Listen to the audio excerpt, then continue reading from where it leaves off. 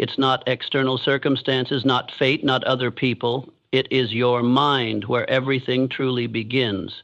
Every choice you make, every emotion you feel, every result you are living with, all are direct consequences of the way you think. Thinking is not just a vague stream of thoughts floating in your head. It is a silent yet powerful blueprint that draws out every detail of the life you walk through each day. The truth is, you do not react to reality. You react to how your mind interprets that reality. And right there, you already hold more power than you realize. People often try to change their lives by seeking tools outside themselves. A new job, a new relationship, a new environment. But if the old mind is still running in the background, you will carry the same old habits, beliefs, and fears into the very place you thought was a fresh start. Real change does not happen when you move houses, switch companies, or replace a partner. It only happens when you change the person who talks in your head every day. That is the starting point of every action, every decision, and every belief you've lived with as if it were absolute. Thinking is the first force that shapes reality. What you think doesn't stop at awareness, it transforms into emotion. Emotions direct your physiological responses, energy state, behavior, and outcomes. A negative thought doesn't just make you sad for a few minutes. It can disrupt your nervous system, release cortisol, reduce your ability to focus, damage relationships, affect your health, and even determine the direction of a day, a year, or a lifetime. Every thought is a biological command. And that's no longer a theory, it's a fact, supported by neuroscience and modern psychology. The question is no longer, am I thinking positively, but rather, am I thinking in the right direction? Because you could think positively all day and still be stuck in a faulty pattern. Effective thinking isn't about painting life in rosy colors. It's about facing the way your mind operates, dissecting the layers of programming installed by family, society, memories, and pain. Most of what you think isn't your own. It's inherited, copied, or reactive echoes from the past. You think it's you, but in truth, it's a version that's been programmed. And because of that, true awakening doesn't come from a big life event. It arrives the moment you pause and ask, who is doing the thinking in my head? When you dare to ask that, the door to freedom begins to crack open. No more autopilot living, no more unconscious reactions. You begin to consciously redesign your thought content instead of being led by the echoes of things you've never questioned. And a conscious mind is not a perfect mind.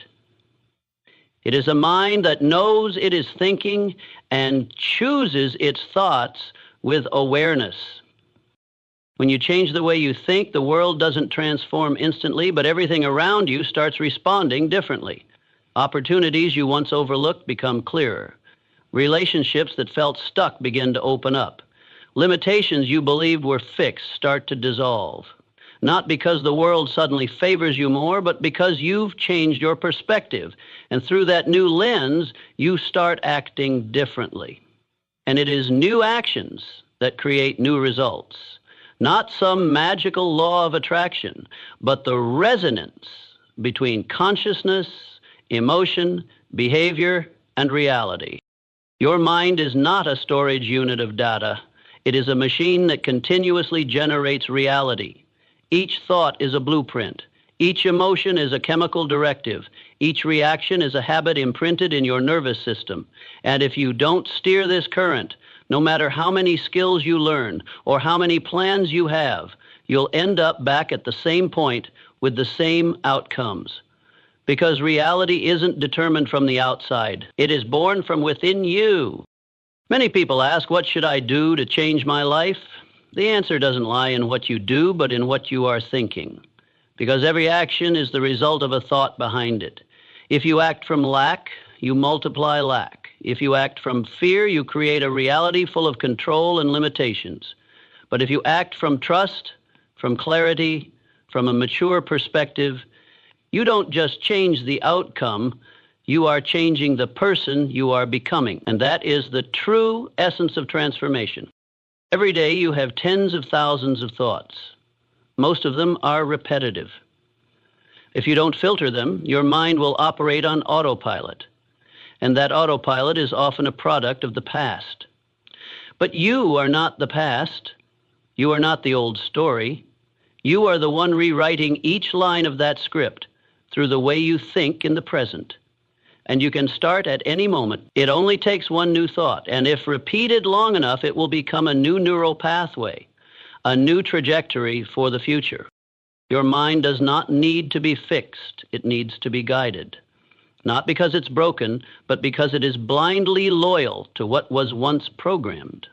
But the moment you reclaim the command, everything outdated begins to be challenged. Old reaction patterns become more visible. You begin to distinguish between your true voice and the echoes of the past.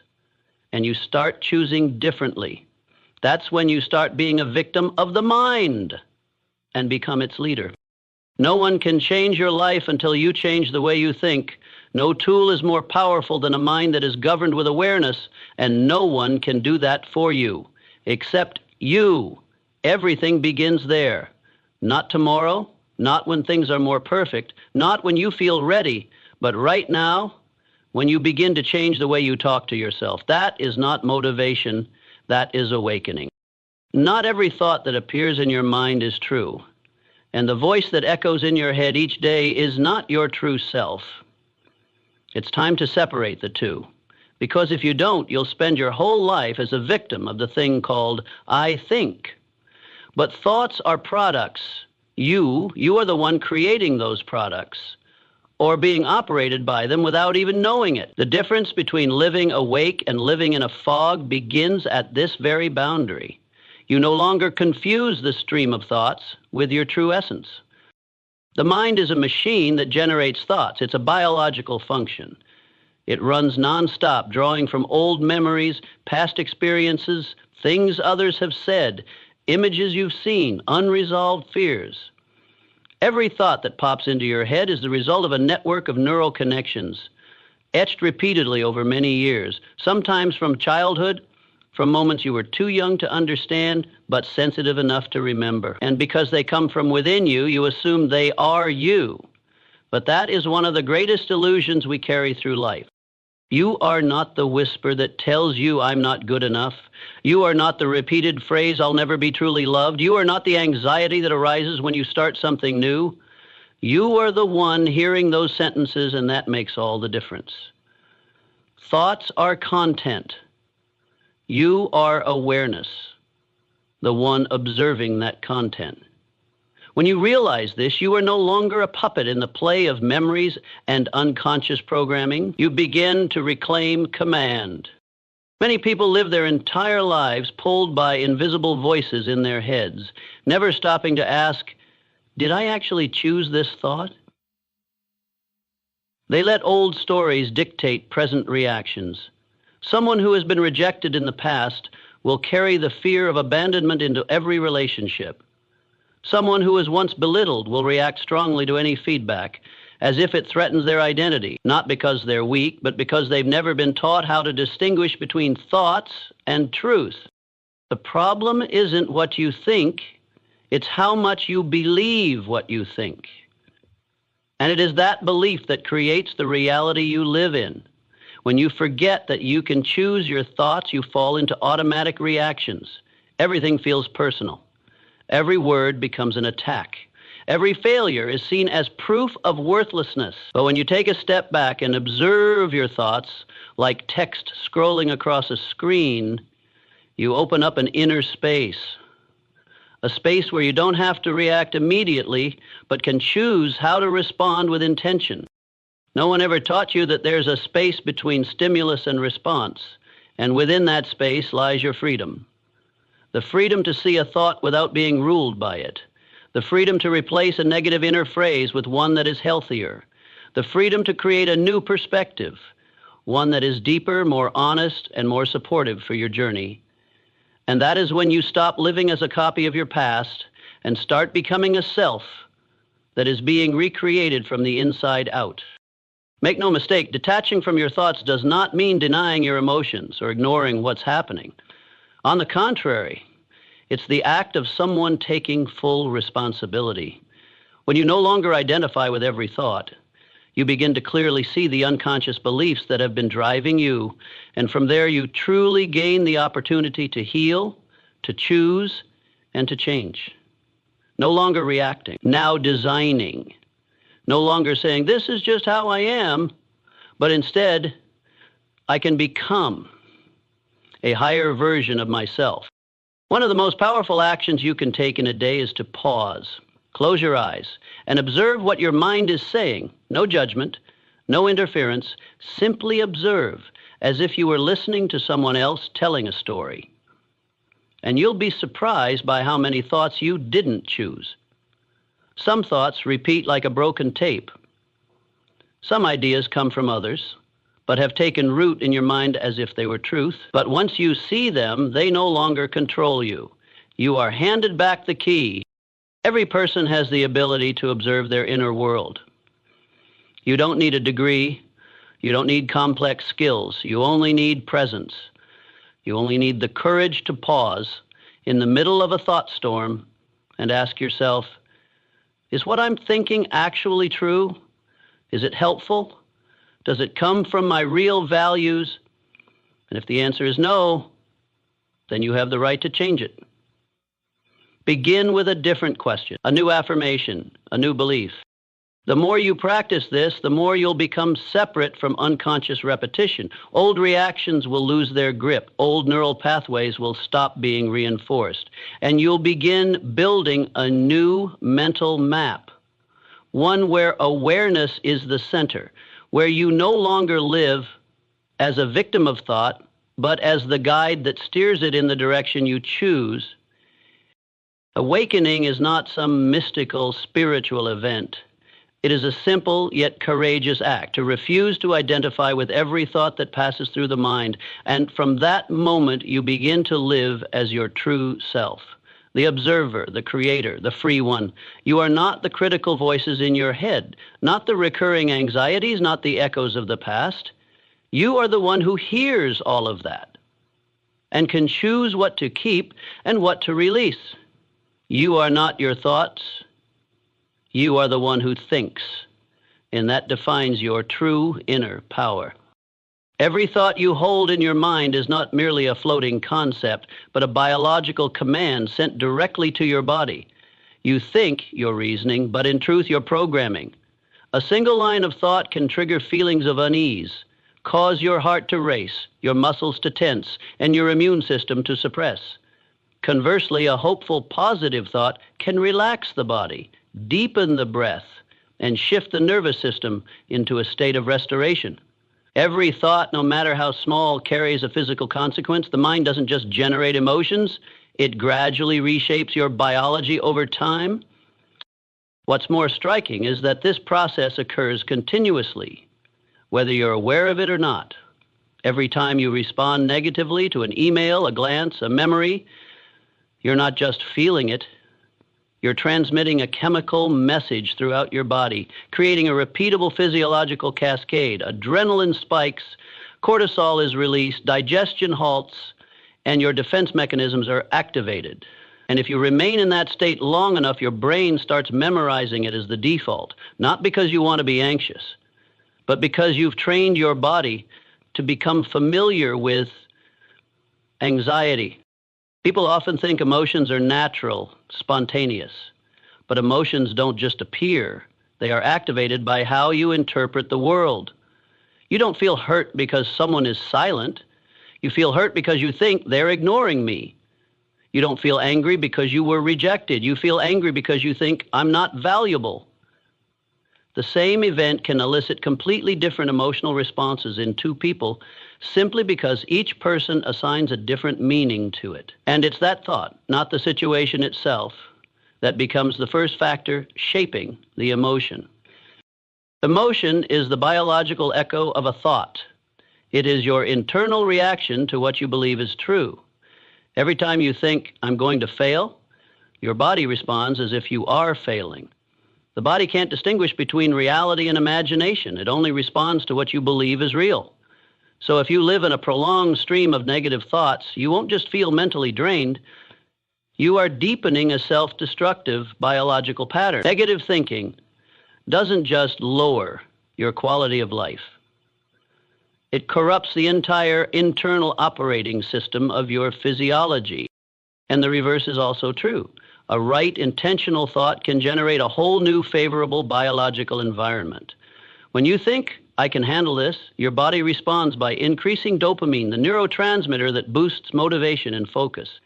When you think, I am loved, I am safe, oxytocin is released, fostering a sense of connection, trust, and hormonal stability. This is not vague positive thinking. This is measurable neuroscience. You're not just creating feelings. You're actively reprogramming your brain's chemistry. If you understand this, you'll become more mindful of every stream of thought passing through your mind, because every thought is a drop of color poured into the bloodstream you carry. Every thought is a brick laid into the foundation of your emotional state. And if emotions are repeated long enough, they become your default mental climate. You can live in a prolonged winter of anxiety simply because you've never learned how to warm your inner landscape. And you can also enter a space of inner calm, not by escaping reality, but by reconstructing how you think about it.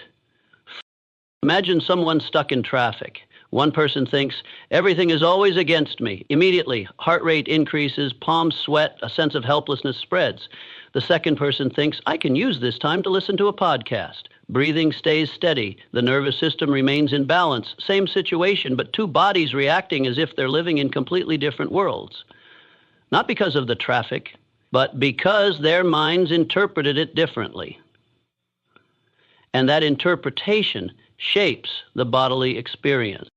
You don't need to force yourself to always think positively. What you need is to deliberately choose thoughts that align with the reality you wish to create. It's not about sugarcoating the problem. It's about owning the perspective and from there, consciously creating biology that supports you rather than sabotages you. If you constantly think of yourself as a victim, your body will live in defense mode. But if you start thinking like a learner, an explorer, someone evolving, your entire nervous system shifts from resistance to openness. And in that state, emotional intelligence, creativity, and trust finally have room to rise. You can either work with your body or unintentionally fight against it through the very thoughts you entertain. And no one controls that stream of thinking but you. Don't let old memories, childhood programming, or emotionally reactive patterns continue to shape your feelings and health each day. Start observing, start choosing, start rebuilding. A new thought could be the foundation of an entirely new biological state. Power doesn't lie in controlling every emotion. Power lies in understanding that emotion is the result, not the cause. And the cause always starts with a thought. Make that thought clear, intentional, conscious, and directed. Choose a thought that nourishes you instead of depleting you, because thought, whether you believe it or not, is the silent yet most powerful architect of the emotions you're living and the body you inhabit. Beliefs don't fall from the sky. They are not truths. They are merely thoughts repeated often enough for the mind to accept them as unquestionable facts. And it is in that repetition that a belief gains power. Silently, persistently, yet also with great imposition. You don't live according to who you dream of becoming. You live according to who you believe you are right now. And what you believe, whether true or false, becomes the map that limits you every single day. No one grows up without carrying beliefs formed in childhood. Casual phrases like, stop messing around, you're not good at that. A girl like you won't be loved. Don't dream too big, life doesn't work that way. When repeated in deep and consistent contexts, etch themselves into the mind as unspoken declarations. I am inadequate. I am unworthy. It's not safe to be myself. And over the years, those original thoughts are no longer recognized as thoughts. They become definitions. They become identity. They become something you no longer dare to question. A limiting belief doesn't need to be allowed to control you. It only needs to be quiet and familiar enough that you stop asking about it. You reject opportunities because I'm not capable enough. You stay in toxic relationships because I can't find anyone better. You never show your true self because I don't deserve anyone's attention. These actions don't come from logic. They come from belief. And once a belief rules, all logic becomes a tool to justify that limitation. You're no longer living with reality. You're living with an illusion built from a repeated loop. The mind doesn't seek truth. It seeks consistency. When you believe you're useless, you will unconsciously ignore compliments and cling to the smallest criticisms to reinforce what you already believe. When you believe you're not good enough, you will self-sabotage every time opportunity comes close, not because you want to fail, but because failure helps maintain the familiar image you have of yourself. That's how the mind operates. It would rather stay in familiar pain than face an unpredictable new version of you, and so the old belief, even if false, continues to dominate. What makes belief dangerous is not its size, it's its invisibility. You don't see it as a distinct object to change. It hides beneath layers of, this is just how I am, this is what I've been through, this is certain. You call it instinct, personality, destiny, but deep down it's still a sequence of old thoughts repeated long enough to carve neural pathways like grooves in the brain. And without awareness, you'll continue following that groove, not because you want to, but because you don't know you can step out of it. Every belief is a lens through which you view the world. If you believe you're not good enough, you won't see opportunities, even when they're right in front of you. If you believe life is a battle, you'll treat everyone as a potential enemy. If you believe you're always being rejected, you'll interpret neutral behaviors as rejection and create distance before anyone gets close. Beliefs don't just exist in your head. They radiate through your eyes, your gestures, your choices, your frequency. And the world responds to exactly what you project, forming a self-fulfilling loop. But any loop can be broken if you dare to ask, what do I believe and who taught me to believe this? When you begin to trace your beliefs, you'll see that most of what's running you wasn't your choice. It came from the voices of your parents, the attitudes of your teachers, the reactions of society, and the wounds you once endured. You're not wrong for carrying those beliefs, but you are responsible for deciding whether to keep or release them once you're aware. No one is forcing you to cling to beliefs that once helped you survive. You are no longer the child who had to stay silent to be loved, no longer the student who had to get perfect grades to feel seen, no longer the person who was first rejected and concluded they were unworthy. You've changed. But if your mind hasn't been reprogrammed, it will keep operating from the old version. And that's why rewriting belief is not a spiritual abstraction. It is an act of liberation. You can begin rewriting a belief with a question, not to impose positive thinking on old pain, but to open a new possibility. What if I am worthy even when I do nothing? What would change if I believed I could learn any skill? How would I behave if I truly believed I deserved to be deeply, unconditionally loved? The question doesn't need an answer right away. It just needs to be asked with honesty, with courage, and repeated with patient persistence. When you repeat a new belief, it will feel fake at first. That's normal. Your body isn't used to it. Your nervous system doesn't trust it. The old voice will scream in protest. But if you persist, not with force, but with steadiness, each small action will begin to reinforce the new belief. Every time you speak up, every time you say no to what's unworthy, every time you stop apologizing for your existence, is a step in laying the foundation for a new map. And over time, the new becomes familiar. What's real becomes your reality.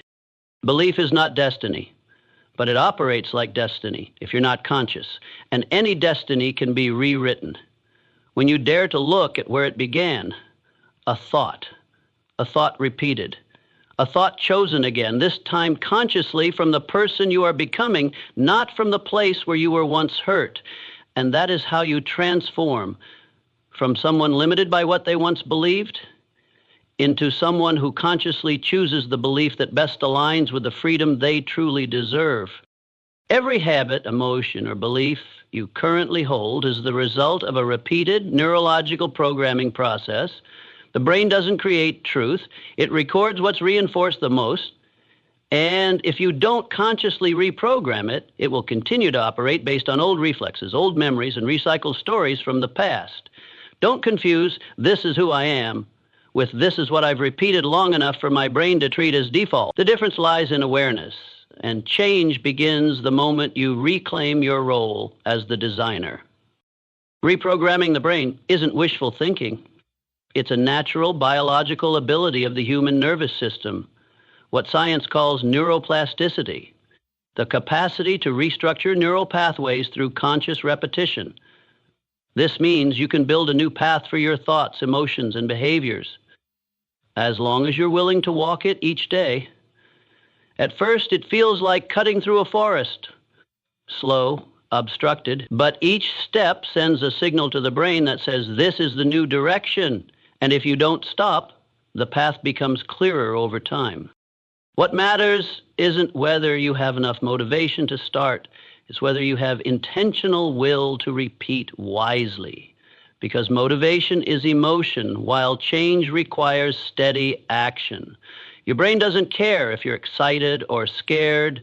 It only records what you do most often. If you think, "I'm useless every morning," your brain logs that. But if you wake up early, breathe deeply, place your hand on your chest, and say, "I am reshaping myself," then act in alignment with that, day after day, your brain will begin to revise its entire activity map. The power of intentional repetition lies in how you integrate thought, emotion, and behavior in a consistent loop. It's not just about thinking positively while your body ignores it, nor is it about robotic action without changing your internal dialogue. Your brain needs emotion to learn faster. A statement like, "I am changing," becomes effective only when said in a state of expanded posture, connected mind, and eyes focused on something meaningful. Every detail helps reinforce a new belief faster, because you're not just saying it, you're experiencing what you say. One of the most common mistakes in change is waiting to feel ready. But your brain doesn't need to feel, it needs to repeat. And true readiness comes after action, not before. The longer you wait for an ideal emotional state, the more you strengthen the neural network of delay. But if you start acting, even while trembling, you're teaching your brain, "I am someone who moves forward even when not perfect." That message, if repeated consistently through action, will gradually erase old scripts and replace them with a more empowered design. No need for dramatic breakthroughs. The most profound changes often begin with small rituals. Rewriting thoughts in a morning journal, choosing softer words in self-talk, spending a few minutes visualizing your best self, daring to stand tall even when no one's watching. These seemingly simple behaviors, when done regularly with sincerity, impact the brain deeply because every action becomes a biological anchor for a new belief. You're teaching your brain with every decision. When you choose to get up instead of curling into fatigue, your brain logs that as instruction. When you say no to what no longer serves, your brain registers boundary. When you choose to forgive, not out of weakness, but for freedom, your brain learns a new way to release energy. And the miracle is, the more you act in a new direction, the more your mind begins to shift along with you. No longer a battle between reason and emotion, but a unified flow from thought to action and back again. Tools are not lacking. What's lacking is consistency. You can use affirmations, visualization, meditation, embodiment, or rewriting inner narratives, but regardless of the tool, results only come when you practice long enough for the brain to adopt it as a new default. You don't need to be perfect every day. You just need to return, repeat, signal that you are serious, and your brain, like a loyal student, will begin redrawing its entire map according to the direction you set. Reprogramming the brain doesn't mean denying your old self. It's a journey toward deeper honesty. No longer living by reaction, but by intention. No longer letting the past dictate behavior, but allowing the future you long to live to become your guide. Real change doesn't come from fleeting inspiration, but from a series of small choices, repeated with clear, deep, and sustained will. And that's not a talent. That's discipline and awareness. You program the old patterns, even if unconsciously, so you can reprogram them if you have conscious will. Your brain is not against you. It simply operates based on what you've instructed it to do often enough. Teach it something new. No need to scream. No need to prove anything to anyone. Just choose again. Each morning, in every behavior, in every internal conversation, and gradually, you won't have to try to change anymore because you will have become that change from neural structure to behavioral identity. Reprogramming isn't just a technique. It is a declaration of sovereignty over your own life. No one is born with a strong mind. Just like muscle, inner strength is built through repetition, awareness, and consistent practice. You can't expect a calm, focused, and steady mind while allowing it to be immersed daily in chaos, procrastination, and unconscious reactions. The mind is the most flexible, yet also the most easily conditioned.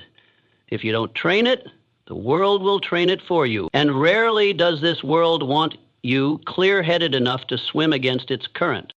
Mental discipline isn't about suppressing or forcing yourself to think positively all day. It is the process of choosing intentional thought patterns, training your ability to focus, and staying committed to what's right even when your emotions don't cooperate.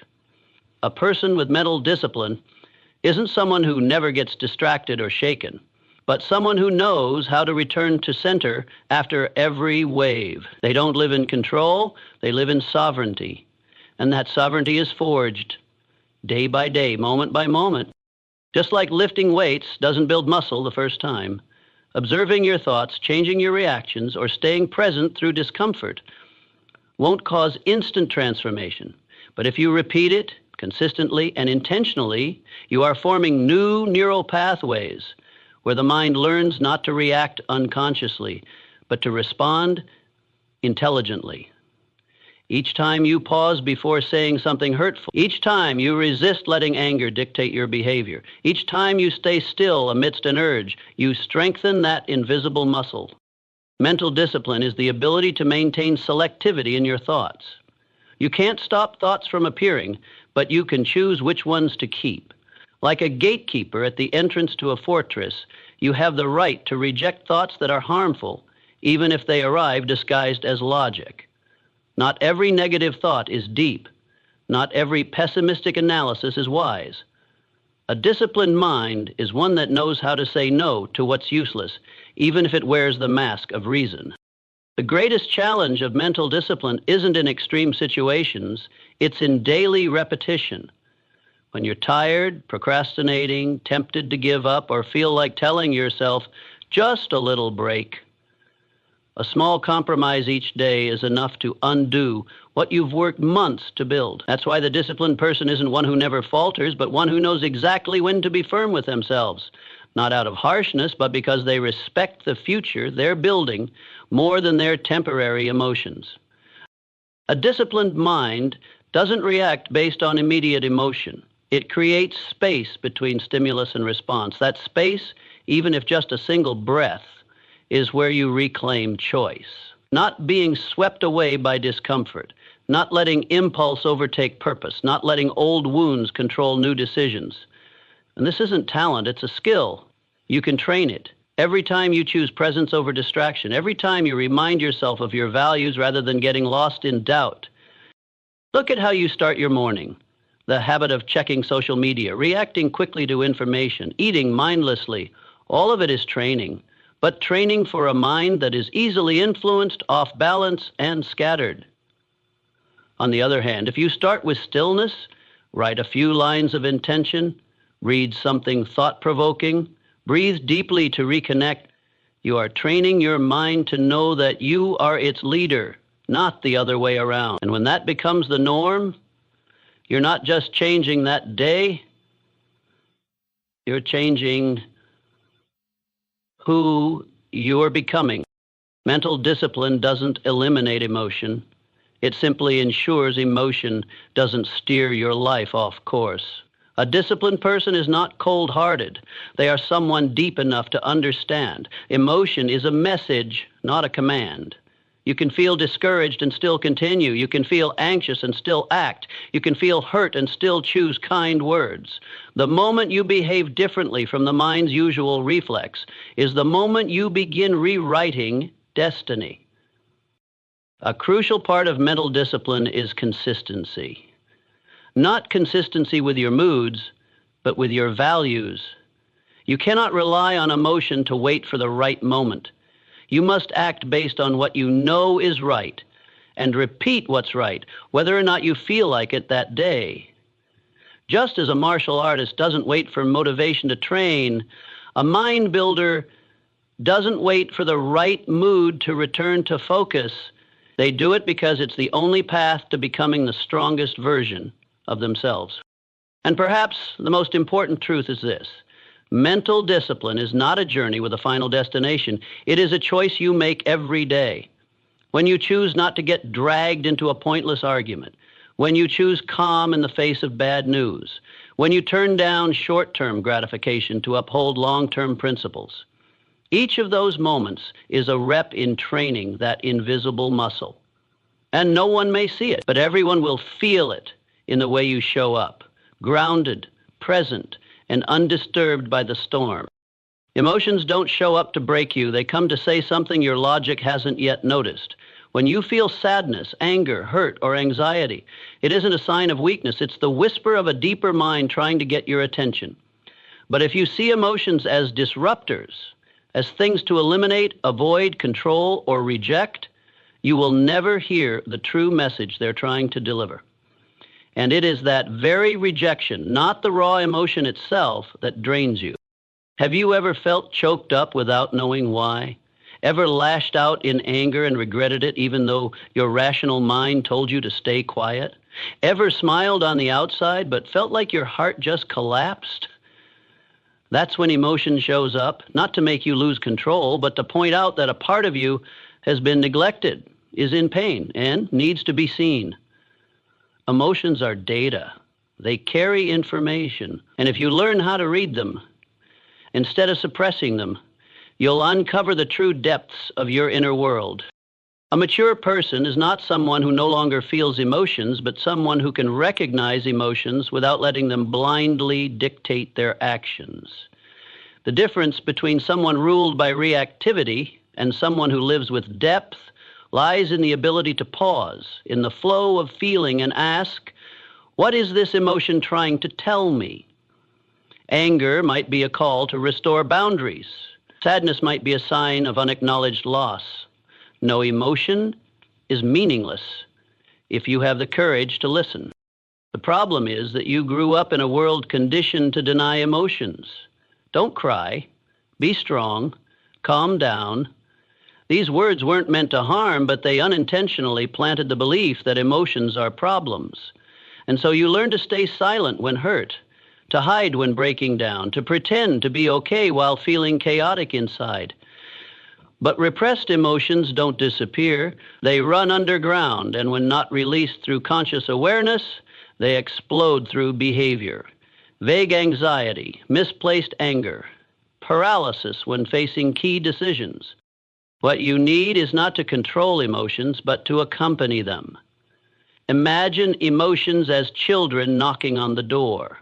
One is anxious, one is angry, one is lonely. If you slam the door, they'll pound harder. If you yell at them, they'll scream back. But if you open the door, sit down and ask, what are you feeling? What do you need from me? You'll be surprised by how quickly the inner storm calms. Because emotions don't need fixing. They need to be seen and understood. And from that understanding comes the appropriate action.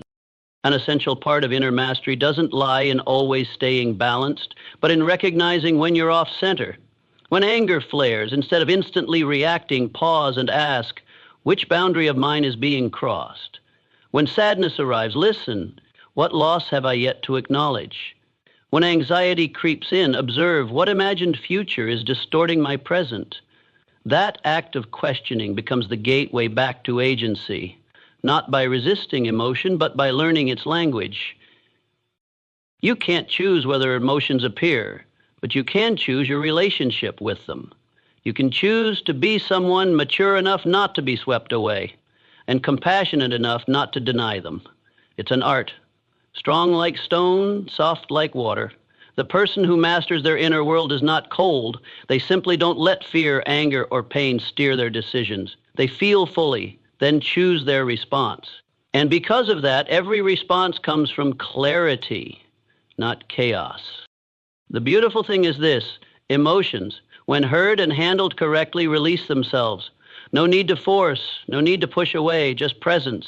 When you are truly present with pain, without judgment, it begins to dissolve like a passing cloud. When you acknowledge fear without running, it steps back and lets you move forward. Emotions carry their own wisdom. And when you stop fighting them, you'll realize they were never the enemy. They were parts of you trying to find their way home. A steady mind is not one without emotion, but one that knows emotions are companions, not threats. And from there, you no longer live in fear every time a feeling rises, no longer hide your vulnerability, no longer run from yourself. You dare to sit with the storm inside like a seasoned sailor, knowing that the wave won't sink you unless you panic. It is in that stillness, within the storm, that you discover your true strength. Emotional intelligence is not the ability to hide emotions. It is the subtle skill of recognizing, interpreting, and navigating emotions, not only your own, but also those of others. A person with emotional intelligence doesn't live through avoidance or impulsive reaction. They live through a kind of inner wisdom, where emotions are observed like flowing water, neither suppressed nor swept away. They don't chase every wave of mood, but learn to steer the boat within the storm, one hand on the rudder, the other holding kindness. It's not hard to find intellectually smart people, but to meet someone who pauses before anger, stays calm under pressure, or listens to someone's sadness without shying away, that's rare. Because emotional intelligence doesn't come from degrees or experience, it comes from presence. From the ability to stay with emotion without judgment, from the sensitivity to sense what's unspoken, and the steadiness not to be shaken by another's emotional wave. Emotional intelligence begins with identifying the real emotion, not just labeling it. I'm sad, I'm angry, but going deeper, I feel abandoned, I feel unacknowledged, I carry the fear of being hurt. The ability to name emotion accurately is the first step to diffusing its trigger. Because once an emotion is named, it no longer hides like a ghost. It becomes a part of you that can be spoken with. That's why even a simple admission, I feel hurt, can release a seemingly senseless wave of anger. After identification comes interpretation. Where is this emotion coming from? Is it reflecting the present, or is it an echo from the past? A person with emotional intelligence doesn't just ask, what do I feel, but also, why do I feel this way? They can distinguish real emotion from conditioned reactions. They're not quick to blame because they know emotions aren't always facts, but they're always signals. And every signal, if patiently decoded, leads to a place of pain, an unmet need, or a boundary that needs to be reestablished. What sets people with emotional intelligence apart is not that they have no negative emotions, but that they know how to manage them like an artist. They don't let emotions overtake behavior, but they also don't use logic to deny them. They keep the inner space wide enough to feel sadness without collapsing, to feel anger without breaking, to feel anxiety without shutting down. And within that spaciousness, they choose how to respond rather than react. A delicate aspect of emotional intelligence is the ability to sense the emotions of others without absorbing them. Those lacking inner discipline tend to be either emotionally numb or overly fused with others' pain to the point of losing themselves. But someone with emotional intelligence is different. They practice empathetic boundaries. They see, they understand, they touch your pain, but they don't carry it, don't judge it, and don't become your emotional landfill. They act as mirrors, not to reflect fear, but to reflect truth. And in doing so, they bring comfort, not through words, but through full presence. Emotional intelligence is also the ability to navigate relationships in silence, in speech, and even in the unspoken. It helps you know when to step back instead of trying to win, when to listen instead of argue, when silence is wisdom and when silence is avoidance. A person with high emotional intelligence doesn't need to prove they're right. They choose to maintain connection. They don't react with ego. They respond with understanding, not because they're weak, but because they don't let ego lead the way. You can learn emotional intelligence. Yeah, you don't need to be a genius. You only need to practice daily with your own emotions. Start by sitting down when a feeling arises, and instead of pushing it away, ask, what does this want to teach me? Write it down. Listen. Don't rush to fix it. Let the emotion speak fully before you return to action. And if you do this long enough, you realize you're becoming freer, not because emotions are gone, but because you've learned to move through them with kindness and steadiness. Someone with high emotional intelligence doesn't need to say much. The way they walk into a room already carries the energy of clarity, calm, and safety. They don't try to convince anyone they're smart because their emotions have been processed deeply enough that they no longer need to shout their worth. They make others feel at ease, not because they always please, but because they don't let unhealed wounds dictate their interactions. And that's the kind of energy people trust, gravitate toward, want to hear, want to be near. You can build that kind of inner strength without needing to prove anything. You only need to begin training yourself in the skill of listening to emotions without getting entangled in them, to see without reacting, to understand without judging. That is intelligence, not displayed in certificates, but revealed in every conversation, in every unguarded look, in every moment you choose to uphold your dignity, in a world full of noise. It's not circumstances, not the past, and certainly not other people that are holding you back. What's quietly restraining your growth are limiting beliefs, statements you've repeated in your mind so often that you now believe them as truths. I'm not good enough. I'm not lovable. I can't change. These aren't facts. They are old stories, repeated long enough to become your self-definition. And the sad reality is when you live by a distorted definition, your life gets distorted to match it.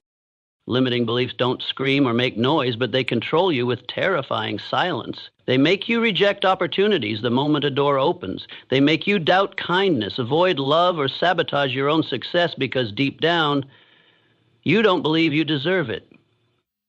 They trap you in cycles you despise, and then you blame yourself thinking, maybe I'm just not strong enough. But the truth is, you're not weak. You're simply acting according to a belief someone or something planted in you long ago. Limiting beliefs aren't formed through logic, but through experience. A child once laughed at for speaking up may grow into an adult who believes, I shouldn't speak. A teenager who saw parents fight over money may conclude wealth leads to pain. Someone who's been betrayed may carry the belief, love is dangerous. These experiences embed themselves into the subconscious not through analysis, but through intense emotion. From there, they become inner truths, even when no one has ever verified them. The danger lies in the fact that you don't question these beliefs. They operate like background software in your mind. You don't realize you're living by them until your life begins to loop in baffling ways. You avoid what you actually want. You hold on to what you hate, and you think it's fate. But no, it's the subconscious core driving your choices, behaviors, and attitudes every day. A limiting belief is a cage, one you live inside without knowing you're imprisoned.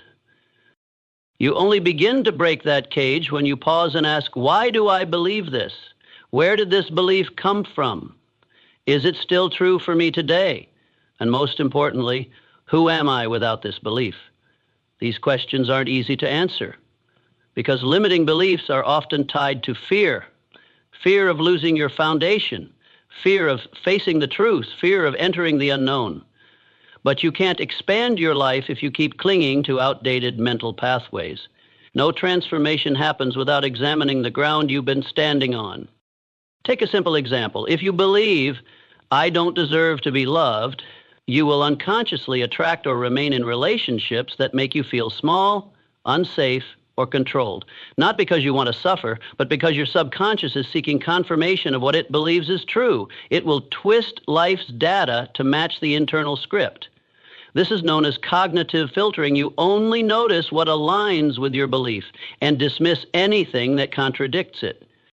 The good news is beliefs, even deeply rooted ones, are not permanent. They are the product of repetition, which means they can be dismantled and rewritten through intentional repetition. But before you replace a belief, you must dare to doubt it. Dare to face what you call truth and ask, is this really my voice or someone else's psychological inheritance? X. You must accept that perhaps for a long time, you haven't been acting from your authentic self, but from unconscious programming. And from there, you gain the power to choose again, not from emotion, but from clarity. The journey of removing limiting belief doesn't require you to be perfect.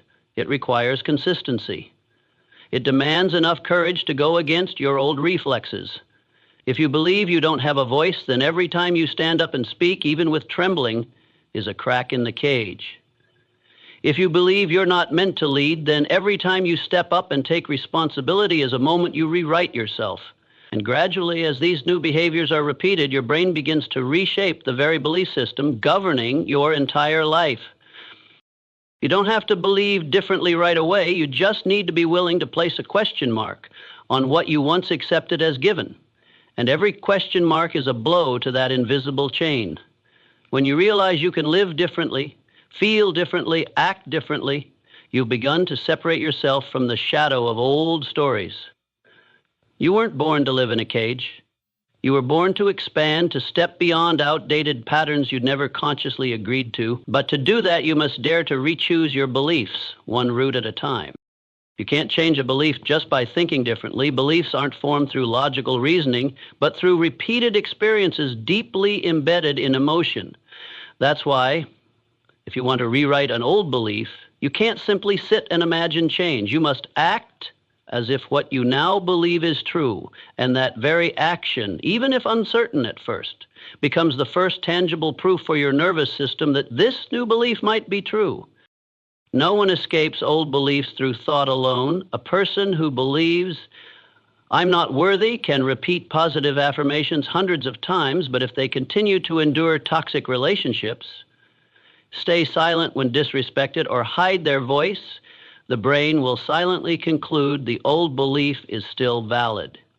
On the other hand, if that person dares to speak up for the first time, to walk away from where they're not respected, to take one small action that expresses self-worth, then those behaviors become new data for the nervous system to relearn a new definition of self. That's why action, even small, has the power to shatter beliefs that once felt permanent. A limiting belief isn't dismantled by forcing positive thinking. It is dismantled by a new reality created through lived experience. If you believe you can't speak in public, start by speaking to a group of 3. If you believe you're not worthy of love, start by treating yourself as if you are someone deeply cherished. These actions are not pretend. They're tools to rewire belief through real felt experiences. Your nervous system doesn't learn through words. It learns through repeated experience. Every time you act against an old belief, you carve a new path in your brain. At first, this path is faint, fragile, doubt-laced. But with every step you continue, it becomes clearer stronger, and eventually solid enough to replace the old one. This is the essence of neuroplasticity, the brain's ability to rewire itself, not through a single burst of willpower, but through deliberate, repeated action.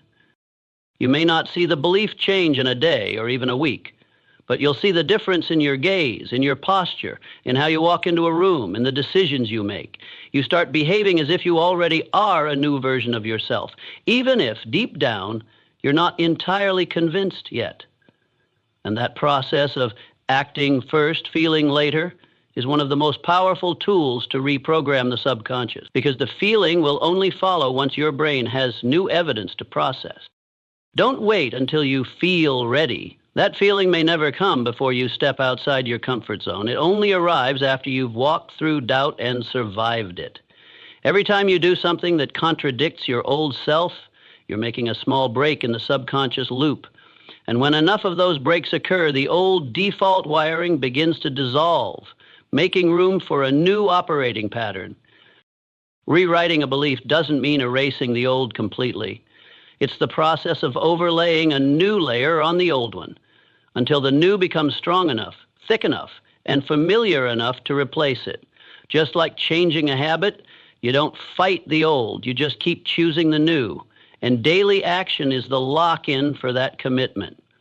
You don't have to be bold, just consistent. A single conscious action, repeated regularly, holds more power than 1,000 affirmations whispered into a life that still contradicts them.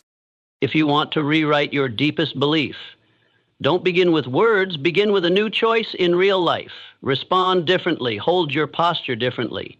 Dare to say no, dare to ask, dare to step up, dare to stand still. And each time you do, take note, let your body feel that this new thing is safe, possible, and believable. Only when experience becomes evidence does the subconscious begin to allow a new belief to take root. You are not a victim of the past. You are the author of the present, and from there, the architect of the future. But the only language your subconscious understands is behavior. Behavior is the strongest statement you send to your brain to affirm the person you're becoming. So if you want to break an old limit, stand up, act differently, and let that action speak for you. You may believe you're living rationally, consciously making decisions based on awareness, but if you look more closely at how you react, love, avoid, procrastinate, or make important choices, you'll notice something worth reflecting on. Most of what you do doesn't come from conscious awareness, but from a deeper layer, what we call the subconscious mind. It doesn't require your thinking, your consent, or even your memory of the past. It only needs repetition. And it records everything like a script. Once written, that script will guide you like a hidden director, silently, persistently, and with remarkable effectiveness. The subconscious is a nameless dark space that stores forgotten memories, instinctive responses, absorbed biases from parents and society, and wounds you couldn't face. It doesn't argue with you. It simply executes. And the terrifying truth is, you don't have to be aware of it to be governed by it. If you've ever wondered why you keep repeating certain relationship patterns, why you sabotage good things, or why, despite great effort, something still seems to hold you back, the answer doesn't lie in the present. It lies in the unlit territory of your subconscious. She lies in summer. The subconscious works like a predictive machine. It learns from what you've lived, felt, and reflexively responded to, and from there it creates hidden instructions for you to act in ways that match familiar experiences. It doesn't care whether that experience is good for you. It only cares whether it is familiar. That's why many people live in pain yet resist change, because familiar suffering feels safer than unfamiliar joy. To the subconscious, familiar equals safe. Subconscious scripts often begin very early, even before you could speak. A cold glance, a careless scolding, a moment of abandonment are enough to shape your sense of self-worth. And those early impressions turn into beliefs, then habits, then fate. You don't know why you keep choosing the same kind of person to love, why you keep sabotaging yourself, or why you always feel not good enough. But deep within, your subconscious has cast you in the same role. acting out an old script you never wrote. The greatest challenge isn't overcoming the subconscious. It's that you can't change what you haven't recognized, and because the subconscious operates in the dark, the first step to rebuilding it is to illuminate it through non-judgmental observation. Every time you overreact to something small, every time an irrational fear surfaces, every time you feel like retreating, even when you know you should step forward, that's the signal of a hidden program running. If you can stay calm enough to observe without being pulled in, you begin to see the threads connecting the present all the way back to the deep past. The subconscious doesn't recognize time. To it, any experience, even one from decades ago, can still affect your current perception. You might be 35, wearing a collared shirt, working a professional job with education and status, yet the moment someone says something that touches an old wound, you instantly react like the child who once got ridiculed in class. Not because you're weak, but because that subconscious part of you was never healed. And every current experience becomes a stage for the unresolved past to play out again, waiting for you to end the story differently. The problem isn't that the subconscious exists. The problem is if you don't master it, it will master you. And the most dangerous part? It doesn't dominate through force, but through silent agreement, where you believe, this is just how I am. But you are not a sum of reflexes. You are someone who can choose again if you become conscious enough to see what is reflex and what is choice. To do that, you must bring these subconscious programs into the light of awareness. Journaling, tracking your reactions, noticing sensations, asking where does this reaction come from, and what is it trying to protect? These are powerful tools. The subconscious doesn't fear your anger. It fears your clarity. Because once you see it clearly, it can no longer control you. You can begin choosing responses instead of reacting. You can begin designing instead of replaying. The true journey of growth is not about becoming stronger, but becoming clearer. It's about having enough light to see what is truly you and what was programmed long ago. It's about having the courage to step out of old roles, not because they were bad, but because you no longer belong to them. And then you are no longer an actor led by a hidden director in the dark. You become the director of your own story, not through force, but through the light of awareness. Emotions never arise randomly. Every emotional state is a signal of something occurring inside you, something that needs to be noticed, not controlled or denied. The problem is, most of the emotions you experience daily are not reflections of present reality, but activations of replicas from the past. A casual comment that makes you angry may not be because the words were harsh, but because they touched an old wound. A silence that triggers panic might not stem from the current situation, but from a memory of abandonment. So to master your emotions, it's not enough to just calm down. You must accurately identify the emotional layer you're facing, and more importantly, trace it back to where it first began. Every time you overreact is an opportunity to look deeper into your subconscious. It's not just current anger. It could be unacknowledged hurt from years ago. It's not merely a feeling of being disrespected. It's an invisible fear that your self-worth is being threatened. Present emotions are only the surface, but if you're ruled by them, you'll unconsciously react the same way you always have. And like that, you're pulled into the same old emotional loop, reliving memories you should have long escaped. Emotional mastery does not mean eliminating emotion. It means seeing it clearly without being swept away. It's the ability to pause for a split second and ask, what am I really feeling? Not just shouting or bracing through it. It's being lucid enough to recognize, this is old insecurity surfacing. This isn't the other person's fault. It's my unhealed feeling of abandonment. When you identify the root cause, you create distance from the wave. And from that distance, you gain the power to choose your action instead of reacting by default. An emotionally mature person isn't someone who's always cheerful, but someone who can be present with their emotions without being consumed. They might feel anger but not lash out. They might feel anxious but not let it dictate behavior. They might feel sadness but not rush to numb it with consumption, avoidance, or blame. They stay centered inside even when the surface ripples. That is the strength of someone who knows emotion is data, not a direct. When a strong emotion arises, you don't need to defeat it. You only need to stay long enough to understand where it comes from. Anger, when held in silent observation, can reveal a sense of injustice. Jealousy, when seen without judgment, can point to a forgotten longing. Every emotion, when met with wholeness and sincerity, carries a message. And if you're patient enough to listen instead of react, you'll no longer be dragged by emotion. You'll walk with it as an ally. Mastering emotion is also mastering the nervous system, because emotion doesn't only live in the mind, it's stored in the body. A tight chest, a stiff neck, a discomfort in the stomach. If you ignore these biological signals, you miss the chance to stop unconscious reactions before they erupt into behavior. When you learn to feel your body, you can detect early signs. I'm getting triggered. And just a deep breath, a soft muscle release, a pause with your hand on your chest is enough to bring consciousness back, to disrupt the old chain reaction. True freedom doesn't mean being emotionless but not being ruled by emotion. You can't avoid hurt.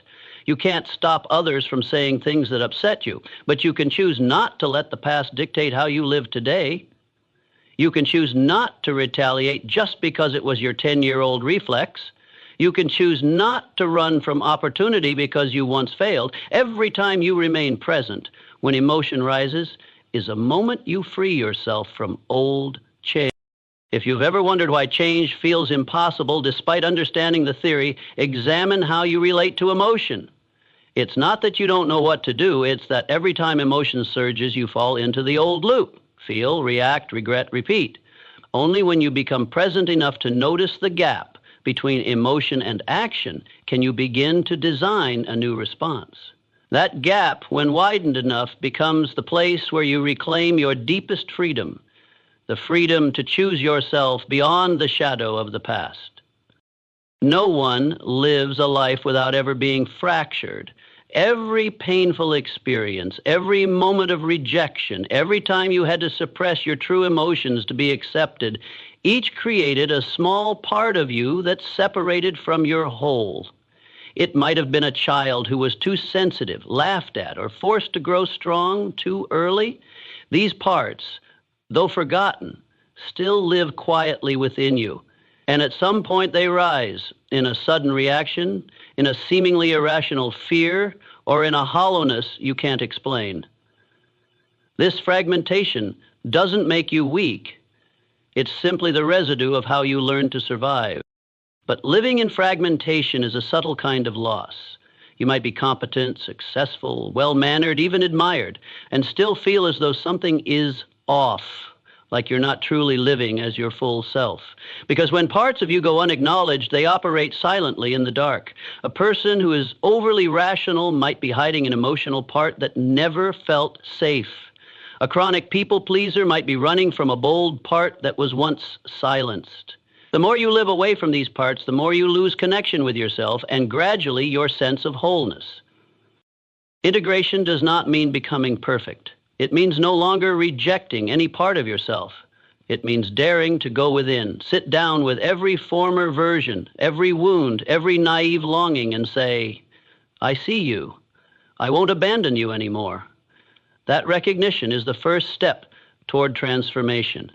When you stop running, the fragmented parts can return, and you begin to live as a unified being, not a collection of performances. What's crucial to understand is fragmentation isn't your fault. It's a survival mechanism. There were times you had to suppress emotion to be loved, moments you had to armor up to protect your dignity. Those parts that were put away saved you from harm. But now, as an adult, no longer needing the same defense, continuing to push them aside only extends the disconnection. Integrating the self means letting go of outdated strategies and replacing them with loving honesty toward yourself. The question is no longer, how do I get rid of fear, anger, weakness? but rather, can I hold space for these parts without being ruled by them? When you're strong enough to stay with your rawest feelings, without flinching, judging, or identifying with them, you become the leader of your inner system. And that is where wholeness begins. Integration also requires alignment between thought, emotion, and behavior. When you think one thing, feel another, and act in opposition, you fragment yourself. Every time you say yes while your heart says no, you cut away a piece of truth. Every time you pretend to be fine while chaos brews inside, you push authenticity into the shadows. Over time, you lose not only connection with others, but with yourself. Integration is about returning to your root, saying what is real, doing what aligns with your true values, even if it's not always comfortable. Strangely, when you live in wholeness, the world responds differently. People sense the unbroken energy within you. Relationships become clearer. Boundaries become easier to set. Decisions become more coherent. Because when you're no longer internally torn, you don't need to perform, you simply show up. And that authentic presence is the silent power that makes you magnetic, grounded, and unshakable. Integration doesn't mean you're always strong. Sometimes wholeness means daring to be vulnerable in the right places, crying where you need to cry, saying I'm not ready yet without shame. Because when you stop judging the imperfect parts of yourself, you no longer need to hide. And within that transparency, you become a safe space for yourself and for those who enter your life. Wholeness is not a destination, it's a way of living, a way you speak to yourself each day, a way you turn inward and ask, am I being honest? Am I living by what I truly believe? Is there a vital part of me I've been neglecting? These questions aren't for blaming. They're reminders that you have the right to live fully, truthfully, clearly, and that only when you live as a whole, unified being will you have the strength to walk firmly through a constantly changing world. Life doesn't always give you the power to choose what happens, but you always have the power to choose how you receive it. And that the response, not the circumstance, is what determines who you become. Most people live as if the world is the cause and they are merely the effect. They wait for others to change so they can feel at peace. They wait for favorable conditions to take action.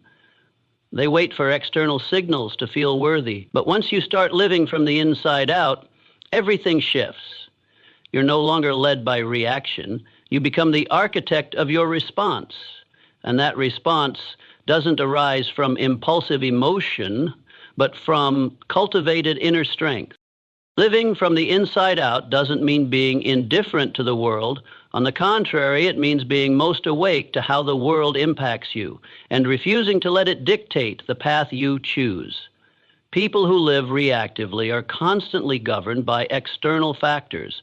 A negative comment can ruin their day. A cold glance makes them doubt themselves. One small mistake causes them to shrink with self-blame. They let the environment dictate their mood, others define their worth, and situations control their attitude. But those who live with intention are different. They don't let outside events rewrite their internal script. They step into the world with a clear operating system, knowing who they are, what they're doing, and why. Orientation isn't just a list of goals. It's an internal sense of value, of personal standards, of long-term vision. A person with direction doesn't react impulsively to criticism. They pause, listen, filter, and keep what aligns, not out of fear of being hurt, but because they have an inner compass to guide them. When you have a strong enough principle, you don't need to brace yourself in the storm. You simply stand at your center and everything revolves around you instead of pulling you away. The clearest difference between reacting and creating is this: reaction stems from lack of control, creation from intention. Reaction chases, creation leads. Reaction is driven by the past, by familiar patterns. Creation follows a new design, one you consciously choose and commit to bringing to life each day. Creating your life is not a race for achievements. It's the process of refining every small response to align with the person you want to become. It's waking up each morning and asking, what energy do I want to bring to the world today? It's standing before a difficult moment and choosing to respond from wisdom, not instinct. It's knowing exactly what seeds you are planting through your thoughts, words, and actions, because you understand that outcomes are simply reflections of what you've sown internally. Don't confuse living authentically with reacting carelessly. Some people claim they're being true to themselves when they yell, criticize, or blame, but that's not honesty. That's lack of awareness. Living authentically isn't dumping your unprocessed emotions onto others. It's having the courage to face your feelings truthfully, process them in stillness, and choose an expression that's responsible. That's maturity. That's when you're no longer controlled by emotion, but begin to lead yourself from within. When you live from the inside out, you no longer wait for the world to tell you you're enough before you feel confident. Confidence comes from knowing you're living in alignment with what you believe in. When you act from what you truly value, a deep inner calm arises. No external validation needed. You don't have to shout. You don't have to prove. Your silent clarity will naturally generate a gravity that draws attention. This is why people who live with inner direction emit a very different kind of energy. They don't need to be loud, but are always present at the right moment. They don't react to win. They listen to understand what's truly at play. They're not driven by the need to be accepted, but guided by an internal commitment. And paradoxically, because they don't chase acceptance, they often receive genuine respect. And living from the inside out also doesn't mean being rigid. On the contrary, it's a flexibility rooted in direction. You can adjust your plans without losing your values. You can change your expression while maintaining your integrity. You can withdraw without compromising yourself. True steadiness doesn't come from clinging to everything. It comes from knowing where you're headed. So every adjustment is intentional. And ultimately, living as a creator is not some lofty ideal. It's a practical decision to pause, turn inward, and start asking the right questions. What am I living by? Are my reactions building or destroying? Am I acting as if I've already become the highest version of myself? Each of these questions is a step forward from reflex to choice, from default to design, from rushing through life to living with purpose. There is no permanent milestone that marks you've become a master of yourself. No certificate declares you forever awakened. Mastery is not the final result of an inner journey. It is a choice, repeated every single day, and sometimes every hour, because in each moment you stand at a crossroads. On one side is the path of old patterns, reflexes, avoidance, procrastination, blame. On the other side is the road fewer people take, facing the truth with awareness, taking responsibility for your emotions, and responding from wisdom rather than instinct. And that's where the mastery mindset is forged. You don't have to be perfect to live with mastery. On the contrary, it's on the days when you feel most fragile, most irritable, most disappointed that you have the greatest opportunity to train your inner strength. Because mastery isn't the absence of emotion. It's the ability to stay present with emotion without being ruled by it. It's the capacity to recognize when you've veered off course and choose to return. It's having the courage to say, I reacted like I used to, but I won't let that define me. Each time you return to clarity, you're strengthening your spiritual muscle, the one that keeps you grounded when life shakes. The mastery mindset doesn't promise you'll always be calm, always be right, or always feel motivated. It guarantees only one thing. You'll no longer be the helpless victim of yourself because you start to have tools. You begin to recognize when old patterns arise. You have the capacity to observe instead of react. And most importantly, you begin to act, not from a place of wanting to control the world, but from the only place you truly can, managing your inner operating system. Every day is a quiet, steady test. Will you let old habits lead, or will you pause, ask a better question, and choose a new response? Will you continue to judge yourself for your mistakes or learn to see each misstep as a chance to refine? Will you live as someone seeking validation or as someone who defines themselves? These choices are so small, they're almost invisible, and it is precisely this invisibility that makes them the true foundation of personal power. The mastery mindset is a nonlinear process. Some days you feel like you've left the past far behind. Then in a single moment, an old reaction resurfaces, and you feel disappointed in yourself. Don't let that fool you. A setback isn't failure. It's just a reminder that mastery is a skill that must be maintained, like a body that needs movement. No one stays awake without intentionally nurturing awareness, just like an athlete, no matter how skilled, still trains daily to stay in shape. Self-mastery doesn't mean becoming rigid, purely logical, or controlling everything with iron discipline. In fact, those with a true mastery mindset are soft within. They don't strain to manage every emotion, but accept the shifts within as a natural part of being. They don't force themselves to always be positive, but allow themselves to feel every state without letting those states dictate behavior.